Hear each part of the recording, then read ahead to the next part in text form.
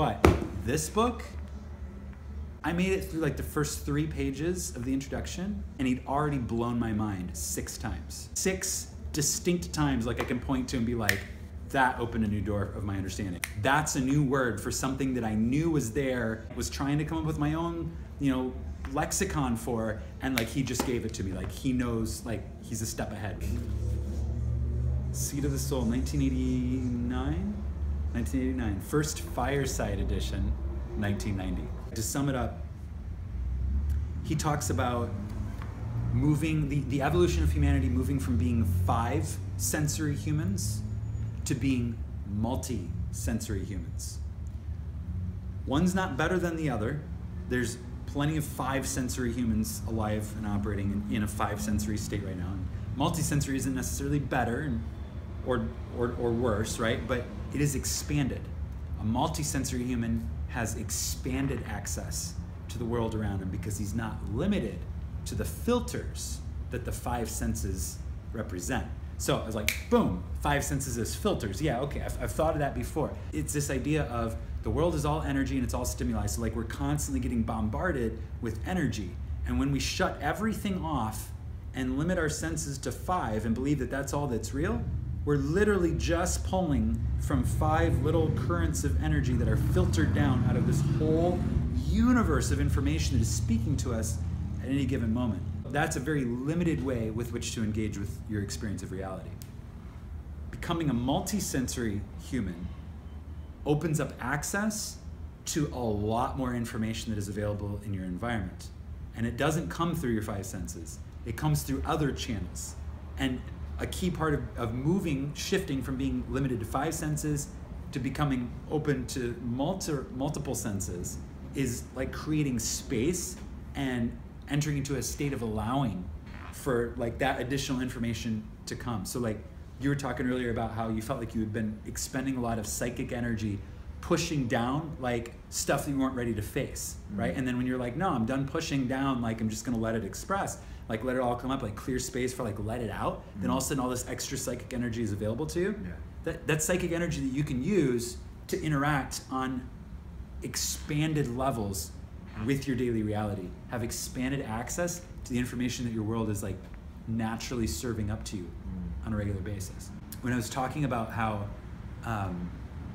the next level of understanding is looking at the world and not seeing like demographic details, right? Like physical details, like you're Francisco and like you look this way and like you're sitting in this chair and right now we're in Manchester, right? Like not like that, but looking at it as energies, right? Like what energy do you represent, Francisco? Like to me in my subjective experience, right? And then being like, okay, well in the broader scope of my life, like me meeting you with you today is inviting like whatever energy you're bringing, more of it into my life, because like now I'm like creating space in my experience of time to like allow this influence to happen, this exchange to happen, which means you're gonna take on like more of my traits, I'm gonna take on more of your traits, because like that's what an energetic exchange is. Creating space for that to emerge creates access to new and expanded levels of consciousness or of seeing, right? So that's where when you start thinking about the world from a multi-sensory perspective, that's where you can start to look at situations in your life not as names, faces, stories, details, but as energies, outplaying of energies, expressions of energies. And everything that is an energy is evolving because that's the nature of the universe, evolution. So the natural process of evolution is towards wholeness, balance, right? That even though evolution has a very chaotic and destructive element to it, the purpose of that expression of that chaos and destruction is to create space for expansion towards wholeness and an expression of balance.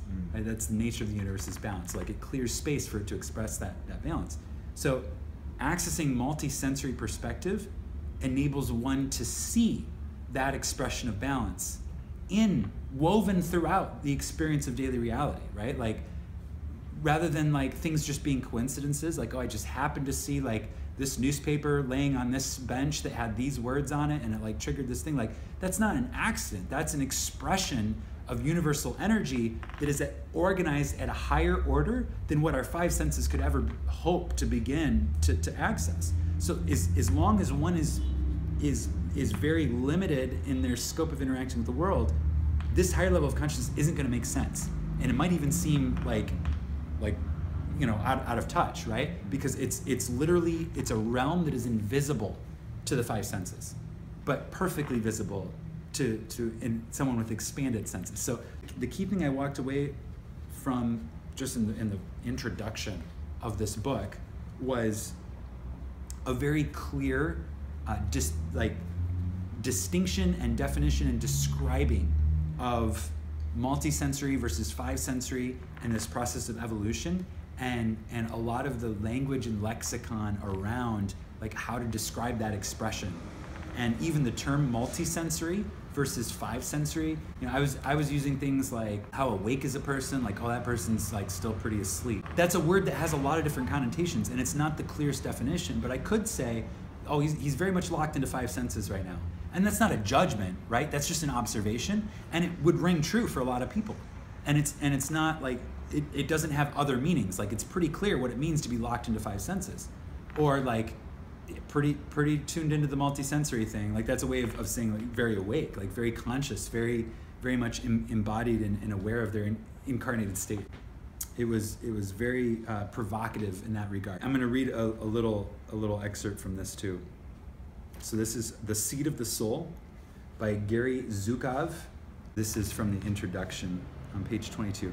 It says, when the physical environment is seen only from the five sensory point of view, physical survival appears to be the fundamental criterion of evolution, because no other kind of evolution is detectable.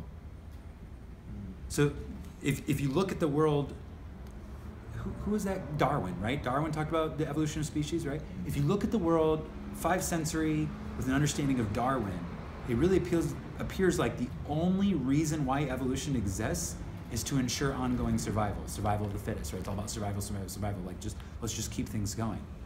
That's like this much of like the full expression and like conceptualization of what evolution is as a force, right?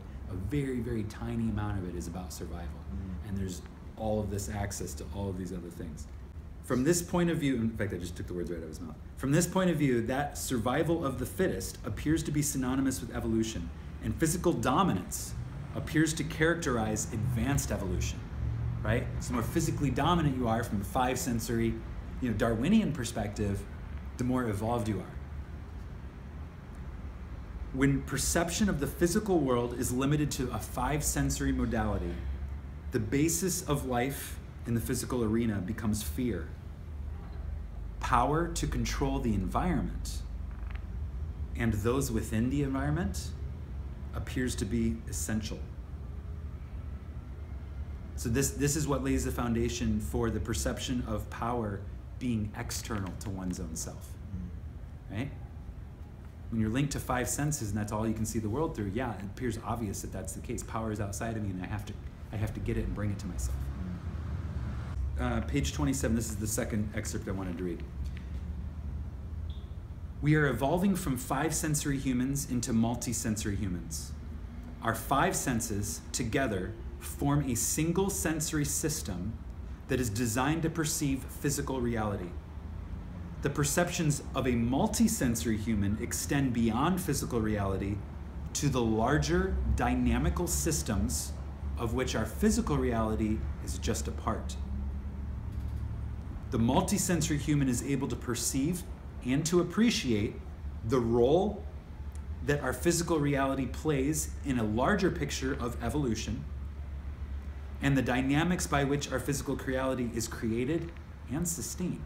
So you can see that clearly when you're multisensory. You're like, oh yeah, like this represents evolution. My whole life represents evolution. And like my only job on earth really is to assist evolution. Like that becomes clear. But this realm, he says right here, last sentence, he says, this realm is invisible to the five sensory human. So I really appreciated his lexicon, like his way of talking about these things. I really felt like this book was a manifestation.